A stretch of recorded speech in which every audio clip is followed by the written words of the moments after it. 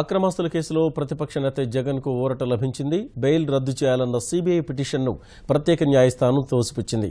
షరతులు ఉల్లంఘించినందున బెయిల్ రద్దు చేయాలన్న సీబీఐ పిటిషన్ను విచారించిన ప్రత్యేక న్యాయస్థానం ఈ మేరకు తీర్పు వెలువరించింది. అక్రమాస్తుల కేసులో సాక్షుల్ని కోర్టు విచారణను ఉద్దేశపూర్వకంగా ప్రభావితం చేస్తున్నారని, అందువల్ల బెయిల్ రద్దు చేయాలని సీబీఐ కోరింది. జగన్ సొంత మీడియా సాక్షిలో వచ్చిన మాజీ సీఎస్ రమాకాంతరెడ్డి ముఖాముఖి ఇందుకు నిదర్శనమని కోర్టుకు నివేదించింది. సాక్షి మీడియా నిర్వహణలో తనకు ప్రమేయం లేదని కోర్టుకు జగన్ తెలిపారు. రమాకాంతరెడ్డి ఇంటర్వ్యూతోనూ సంబంధం లేదన్నారు.